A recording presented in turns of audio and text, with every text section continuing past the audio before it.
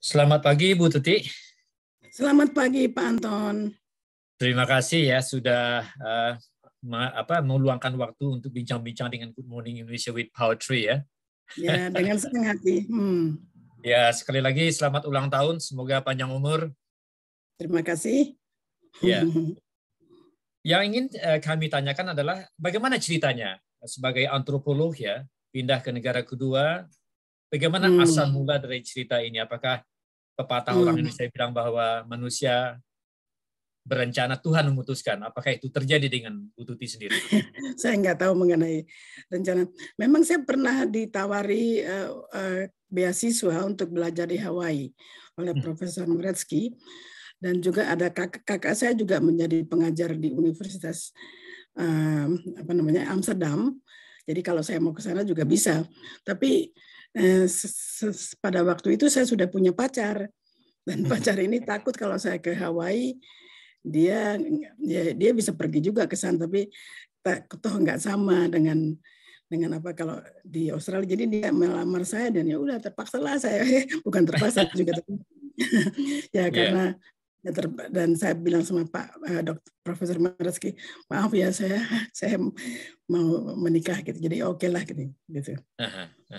Itu tentu lebih panjang ceritanya dari itu. Bagaimana asal mulanya, bagaimana kemudian apakah sebagai antropolog harus belajar 1 tahun lagi di sini untuk diakui sebagai antropolog? Bagaimana ceritanya? Tidak, waktu saya datang ke Australia, sebelumnya saya mungkin beritahu bahwa suami saya, David, bekerja sebagai dokter kabupaten, seorang Australia. Waktu itu ada kerjasama antar pemerintah Indonesia dan Australia yang mengatakan bahwa seorang graduate boleh atau dapat menjadi pegawai negeri di Indonesia dengan kontrak 2 tahun.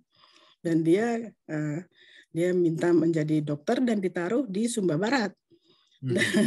Jadi saya setelah menikah dengan dia, dia waktu di sana kesepian lalu melamar saya lagi. Jadi saya datang ke dia dan 2 tahun di sana. Setelah itu baru ke Australia gitu. Okay. Dan waktu itu saya sudah sudah punya S2 dari Universitas Indonesia. Dan saya mendaftarkan diri di Universitas Monash untuk belajar selanjutnya gitu. Iya. Ini cerita cinta yang menarik sekali, Bu Tuti ya. Semua cerita cinta juga menarik kok. Iya. Apakah ada rencana untuk menulis cerita ini menjadi suatu novel? Bagaimana? Waduh, itu sih novel sih bukan my strength ya. Tapi saya ingin lakukan. Saya sudah mengatakan pada suami saya, kamu harus nulis itu cerita-cerita, karena sebagai seorang dokter, kan ada seorang dokter Abu Hanifah namanya yang menulis Dokter Rimbu. Nah, pengalamannya waktu itu di Sumatera di Rimba, dan sebenarnya pengalamannya sangat bagus. Nah, dia bilang ya, tapi nggak tahu deh nanti kita. Ya, itu ya silakan. Yang saya ingin lakukan sekarang adalah menerjemahkan buku saya yang mengenai masyarakat Sumba Barat yang saya pelajari ke dalam bahasa Indonesia. Karena teman-teman saya di sana bilang, wah, Bu, banyak mengatakan menyebut saya nenek yang masih muda. Karena saya sudah diangkat orang sebagai orang Sumba di sana, punya nama Sumba secara adat begitu. Tapi kamu nggak bisa baca nih bahasa Inggris gitu. Jadi saya mau terjemahkan. Nah, itulah yang ingin saya lakukan sebetulnya. Iya. Kemudian yang ingin kami tanyakan adalah peminat mahasiswa untuk belajar antropologi semakin menurun. Bagaimana pendapat? Itu di Australia atau di Indonesia? Di Australia sendiri kan menurun untuk belajar antropologi, kecuali mahasiswa yang betul-betul ingin jadi ilmuwan ya. Tapi secara keseluruhan dibandingkan fakultas-fakultas lainnya itu turun. Kira-kira sebagai antropologi Bu Tuti sendiri bagaimana komentarnya? Mungkin karena dianggap bukan ilmu yang banyak mendapat duit ya. Karena untuk meneliti kita harus dapat grant, kita harus dapat ini, dan itu agak kadang-kadang susah mendapat grant itu. Karena banyak saingannya juga. Tapi menurut saya antropologi berarti suatu ilmu manusia. Antropos itu manusia, logi itu ilmu. Jadi selama manusia ada di dunia, ilmu itu masih akan ada, harusnya. Dan selama ini dianggap sebagai ilmu dari masyarakat-masyarakat yang masyarakat bukan primitif, tapi masyarakat sederhana, masyarakat tradisional. Sedangkan ilmu dari masyarakat yang ini disebut sosiologi. Nah, saya waktu itu kami harus belajar juga ada dua macam antropologi fisik dan antropologi cultural. Fisik tuh jadi kami juga harus belajar mengenai kerangka manusia, pergi ke kamar mayat, pegang-pegang, potong-potong gitu karena kita. Tapi saya nggak mau ke situ, saya mau ke bagian cultural anthropology, antropologi budaya gitu. Jadi sebenarnya kalau dilihat ada antropologi sosial, antropologi budaya, sebenarnya ketidakmengertian dari masyarakat banyak apa sebenarnya antropologi ini. Ya, jadi begini. Jadi itu suatu ilmu mengenai manusia kan. Manusia itu bisa saja di suku-suku terpencil, suku-suku tidak terpencil. Misalnya skripsi saya yang pertama itu mengenai orang Sumatera Barat. Jadi bukan dianggap suku terbelakang. Ya. Di suku banyak yang menghasilkan pemimpin Indonesia misalnya. Sedangkan skripsi yang kedua adalah mengenai Sumba Barat di NTT. Jadi Bu Tuti fokusnya tentang masyarakat di Sumatera Barat. Ya, dan itu yang saya anggap mungkin kalau boleh saya katakan mungkin sumbangsi saya sedikit kepada ilmu di Indonesia adalah begini. Sebabnya saya sampai ke Sumatera Barat, saya bertemu dengan ngomong-ngomong dengan seorang psikiater di Rumah Sakit Umum Cipto Mangunkusumo, dan dia tanya saya mau ngapain. Terus saya bilang saya belum tahu nih mau penelitian apa. Terus dia bilang gini deh, katanya, kita nih sering dari zaman Belanda bingung katanya kenapa banyak orang Padang, orang Sumatera Barat, orang pemuda yang mempunyai ciri-ciri neurasthenia. Itu istilah lama bahasa Belanda, artinya seperti sakit anxiety gitu ya kalau bahasa Inggrisnya sekarang. Tapi orang pemuda Padang, perempuannya enggak, dia bilang. Kita mau tahu sampai ada istilah padangitis, penyakit Padang katanya. Nah, kalau mereka mengeluh gini-gini, terus kamu dari mana? Padang. Oh ya, oke, we know. Kita tahu. Nah, mereka ingin tahu kenapa ada begitu gitu. Jadi saya pergi ke Minang, gitu, dan begitulah hasil daripada tesis saya adalah bahwa pemuda-pemuda Minangkabau pada waktu sekarang saya belum tahu apakah masih banyak sekali stres yang mereka derita oleh masyarakatnya. Mereka banyak sekali dikehendaki agar supaya pergi merantau dan berhasil. Kan ada pepatah merantau dulu, kalau belum merantau belum berguna gitu. Dan kita bisa ada cerita Malin Kundang yang merantau ke negeri asing. Nah, tapi untuk merantau dan berguna itu berat untuk anak muda kan. Bayangin kalau saya suruh anak saya umur 17 pergi ke luar negeri, buat kita pada waktu itu kan keluar dari Minang itu sudah semacam keluar negeri ke Jakarta. Mereka menjadi pedagang, menjadi apa sajalah gitu. Dan diharapkan mereka mengirimkan uang ke kampung halaman untuk memperbaiki rumah gadang, membelikan membiayai sekolah kemanakan atau itu. Jadi itu banyak stres pada mereka. Dan itulah menyebabkan mereka kadang-kadang pergi ke dokter dan mengeluh. Dan ciri-cirinya sama, katanya mereka merasa seperti kepalanya itu diikat gitu, keras, jadi dan tidak bisa tidur gitu.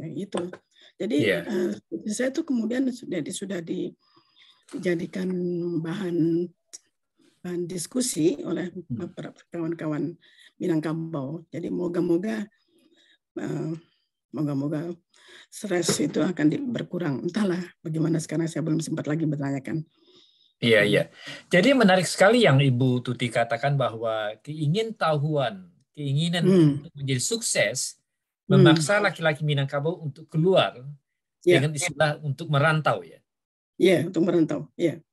Terus untuk sukses kembali ke kampung halaman, banyak pameo yang mengatakan setelah mereka kembali ke Minangkabau, mereka punya istri 1, 2, 3.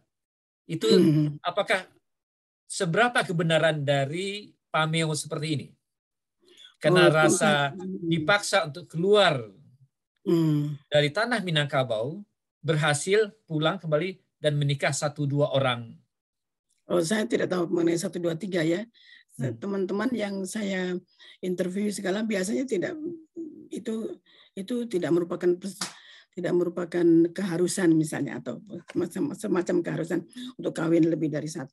Memang kan diperbolehkan dalam Islam, tapi tidak mudah itu punya istri, apalagi dia sendiri selain mempunyai istri kan harus punya membiayai anak, tapi juga membiayai keponakannya sendiri. Menurut adat Minangkabau kan begitu. Dia sebagai mama itu artinya saudara laki-laki dari si ibu itu harus membiayai keponakannya. Itu berat loh.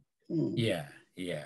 Jadi anggapan seperti itu tidak selalu benar dan kemungkinan tidak benarnya lebih banyak ya, karena tanggung jawab kepada keponakan itu. Ya. Ini lagi Bu Tuti ya, kontradiksi ya yang mengatakan bahwa wanita-wanita Minangkabau itu berkuasa sekali. Tapi itu hanya terjadi dalam hak tanah pusaka. Ya. Nah, bagaimana Bu, komentar Bu Tuti sendiri? Ya. Makanya itu ada konflik ya dulu kan antara adat dan agama. Adat itu sehingga terjadi perang padri misalnya, karena itu mazhab yang datang dari itu mazhab Wahabi yang sangat keras yang kita tahu sampai sekarang. Akhirnya sekarang di Saudi Arabia dilarang atau dulu sangat berkuasa di Saudi Arabia. Nah itu jadi Minangkabau itu kan suatu adatnya adalah matrilineal, artinya tanah pusaka, rumah pusaka itu dari ibu ke anak perempuan. Anak laki-laki tidak dapat. Anak laki-laki itu kan dari mamanya, yaitu dari laki-laki ibunya. Nah jadi anak laki-laki itu waktu dia sudah akil balik tidak bisa lagi tinggal di rumah. Mereka tinggal di surau, menginap di situ. Jadi kalau istilah antropologinya men's house. Jadi mereka tinggal di situ sampai mereka keluar. Itulah jadi mereka nggak bisa tinggal dengan ibunya, dengan adik-adik perempuannya gitu nggak bisa. Jadi di surau sampai mereka keluar. Jadi itu ada antara itu dan sedangkan Islam lebih mementingkan anak laki-laki. Ada warisan datang ke anak laki-laki, sedangkan kalau di Minangkabau warisan datang ke anak perempuan gitu. Jadi memang ada kontradiksi antara adat di Minangkabau dengan peraturan-peraturan agama di agama Islam. Iya. Memang setelah terjadi perang Padri itu ada semacam konsiliasi dan pendekatan, dan sekarang jadi berarti bahwa Minang itu mereka bilang adat bersendi syarat artinya adat bersendi syarat bersendi kitabullah. Jadi adat bersendi agama bersendi pada Quran. Itu sekarang ininya. Tapi tidak semua orang Minang suka, orang Mentawai nggak suka tuh. Karena itu bukan adat kita katanya. Jadi nggak tahu sekarang sedang ada semacam percakapan lah gitu. Jadi Mentawai termasuk provinsi Sumatera Barat ya? Ya. Jadi karena saya sendiri orang Padang ya, tapi saya tidak bisa bahasa Padang karena lama di luar ya. Oh gitu Jadi ya. ya tidak bisa bahasa Padang. Jadi kalau orang Salah bilang, wah, seorang yang merantau ya. ya betul. Jadi Hmm. sekarang Tapi nggak sulit ya. terjadi, iya. Jadi orang-orang Mentawai menolak Hmm. adat Minangkabau. Ya. Sampai sejauh mana sekarang rekonsiliasi antara masyarakat Kepulauan Mentawai dengan masyarakat Hmm. Sumatera Barat? Ini sedang diperbincangkan sekarang, masih Hmm. sekarang ini. Jadi mereka menolak kan Gubernur Sumatera Barat mengatakan itu kita punya adat begitu, tapi mereka bilang ini bukan adat kami, nggak tahu nanti gimana nantinya, apakah mereka punya ini sendiri atau gimana. Iya, iya. Kemudian ini menarik Bu Tuti ya. Tadi Bu Tuti menyebutkan Abu Hanifah, dokter ya, itu yang mengarang buku Revolusi Indonesia ya. Oh, saya nggak tahu ya, tapi kalau nggak salah dia dokter, dia menulis dokter rimba, tapi nggak tahu mengenai Revolusi Indonesia, mungkin juga. Iya. Dan berikutnya adalah Gubernur Sumatera Barat sekarang ya. Itu kan namanya Prayitno ya. Jadi nama Jawa itu ya. Ya, nama Jawa. Kalau menurut bacaan yang saya sudah lihat, penelitian yang sudah ada, itu katanya terjadi sejak PRRI.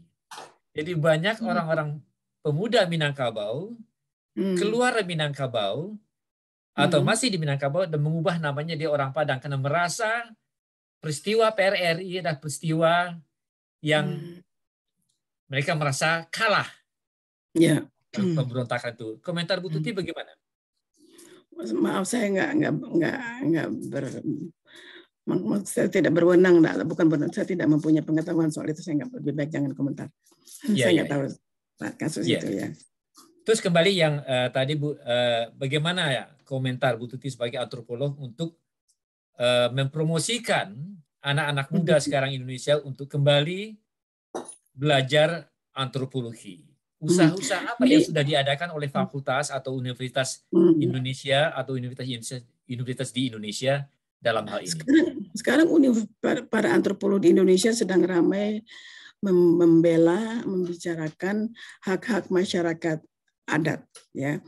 Jadi mereka ingin supaya diakui masyarakat, jadi yang di Minangkabau, yang di Kalimantan misalnya, karena kadang hak mereka tuh tidak diingin oleh pemerintah pusat. Mereka anggap misalnya kalau ada mining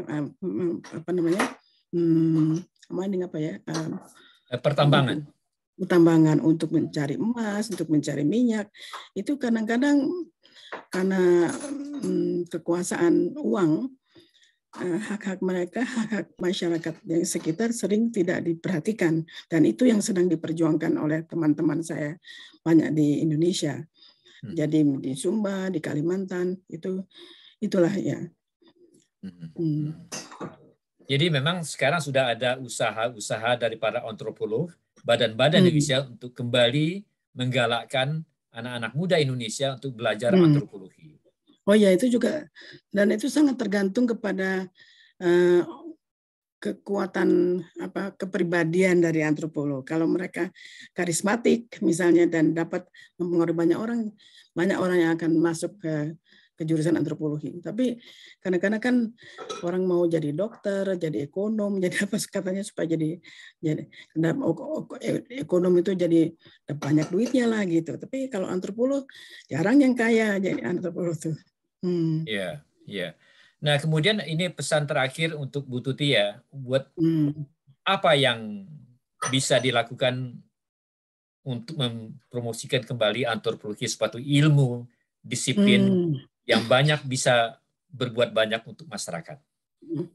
Jadi begini, saya sangat melihat perlunya seseorang atau sesuatu mengetahui mengenai misalnya ada studi mengenai masyarakat Jawa kan, mengenai Bali, mengenai Sumatera Barat, mengenai Sunda.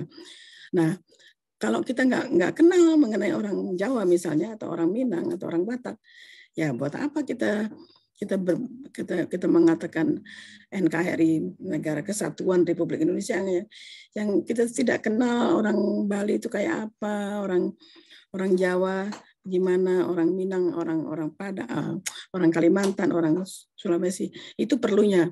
Jadi untuk mempersatukan Indonesia, kita perlu mempelajari dan mengetahui dan memahami culture atau budaya dari masing-masing ini, budaya dan bahasanya, agamanya gitu. Dan misalnya mungkin saya udah kelamaan belum nih? Saya mau dari suatu contoh yang sangat saya kagumi adalah gini, waktu terjadi Indonesia memproklamirkan kemerdekaan pada 17 Agustus, nah itu kan orang Belanda mau masuk lagi ke Indonesia dan sudah dibantu oleh Inggris waktu itu. Dan mereka ini kan, dan Amerika juga mau bantu. Nah, Australia bagaimana gitu. Nah, jadi waktu itu ketika saya di Vietnam Utara melihat rumahnya Paman Ho Chi Minh,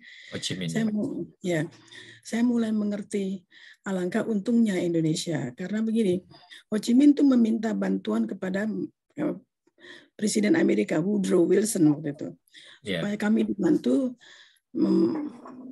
mendapatkan kemerdekaan dari Perancis.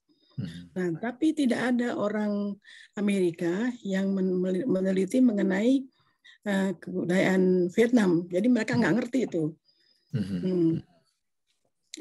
Jadi tidak dibantu. Akhirnya malah Amerika membantu Perancis, negara kolonialis kan, sehingga akhirnya terpaksa Paman Ho meminta China untuk membantu. Padahal China dengan Vietnam sebenarnya tidak rukun, karena China dianggap menjajah mereka selama 1000 tahun. Tapi terpaksa karena melawan kekuatan sekutu waktu itu. Nah, tapi dengan Indonesia, untunglah Indonesia waktu ada seorang yang mengerti kebudayaan Indonesia, yaitu Pak Joe Asek, yang mungkin Anda kenal. Pak Joe Asek itu, jadi waktu itu Perdana Menteri Australia Chifley mengutus seorang profesor dari Universitas Melbourne untuk pergi ke Indonesia. Itu siapa sih itu? Soekarno sama Hatta sama Syahrir. Katanya mereka tuh antek-anteknya Jepang gitu ya. Jadi mereka mau tahu kalau betul antek Jepang ya kita nggak mau bantu gitu. Jadi dan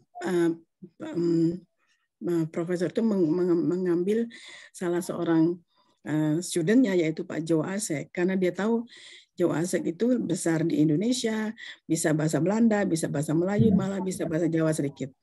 Jadi nah, karena ada dia, maka dia segera mengerti ini Soekarno-Hatta ini bukan anak buah Jepang, mereka nasionalis gitu. Dan dia cepat sekali bergaul dengan Pak Syahrir, dengan Sultan Syahrir, dengan Pak Hatta, sehingga akhirnya Syahrir meminta Australia untuk mewakili Indonesia di dalam konferensi 3 negara. Jadi dan akhirnya Indonesia diberi kemerdekaan, diakui kemerdekaan tahun 49 tanpa hanya ada dua perang kolonial, itu perang yang pertama dan kedua itu polisi. Agresi pertama, agresi kedua. Ya, perang polisi ya, itu bahasa Belanda ya. Nah, coba kalau Indonesia tidak dikenal dan dianggap antek-antek Jepang dan dikeroyok oleh Inggris sudah datang. Makanya Jenderal Molabi meninggal di Surabaya kan, karena itu Inggris sudah masuk, Jepang, Belanda.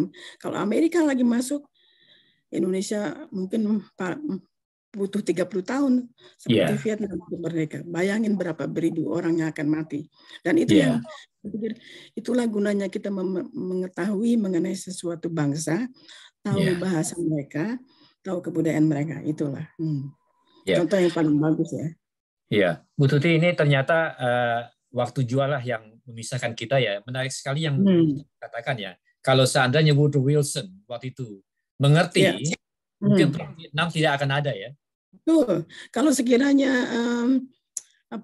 pemerintah waktu masih ada Franklin Delano Roosevelt, karena Roosevelt mengatakan kemerdekaan adalah hak segala bangsa.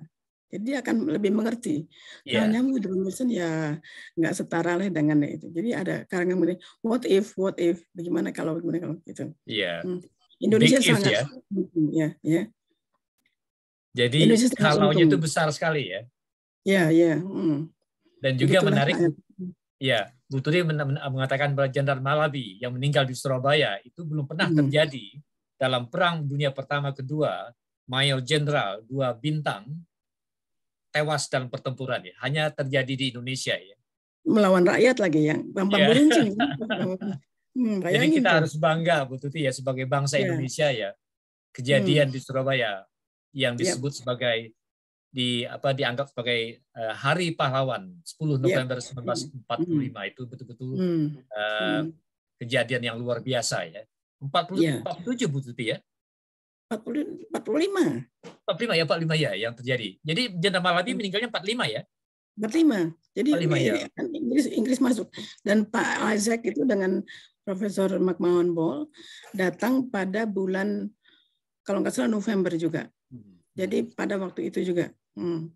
Ada dalam buku ini, buku Footsteps of Indonesians yang diterbitkan oleh Ika Wira, ceritanya dia mengenai hal itu. Baik Bu Tuti, mungkin kita harus bikin episode kedua ya, karena cerita ini akan menarik sekali ya. Dan untuk penutup pagi ini, Ibu Tuti bisa baca puisi, pantun, syair, silakan. Masih ada waktu? Masih ada 1, 2, 3 menit, silakan. Oke, saya bukan pelukis, saya penyair ya, tapi jadi saya baca aja satu yang saya dapat ya. Namanya Memang Kenapa Kalau Aku Perempuan. Jadi itu karangan Melly Guslau dan dinyanyikan oleh dia dan Gita Gutawa. Gini ceritanya. Angin kemana kau mengarah? Membangun jiwa yang haus cerita, keinginan mengetahui dunia, mengabaikan rasa cinta dalam jiwa. Semua berawal dari mimpi, hanya kita yang bisa mewujudkan. Sampai di mana batasnya pengorbanan, sedang pengabdian tak pernah berhenti. Aksara yang menari di atas awan, cukup jelas menuliskan harapan. Memang kenapa bila aku perempuan, aku tak mau jadi budak kebodohan. Cinta bicara halusnya perasaan, hadir tanpa diundang dan dipaksakan. Memang kenapa bila aku perempuan, aku tak mau jadi budak kebodohan. Biduk ilalang pun berlagu, memberi restu pada harapanmu. Pandanganmu jauh luas membentang, meyakini habis gelap pasti terang. Terima kasih Bu Tuti dan sampai ketemu lagi dalam episode kedua.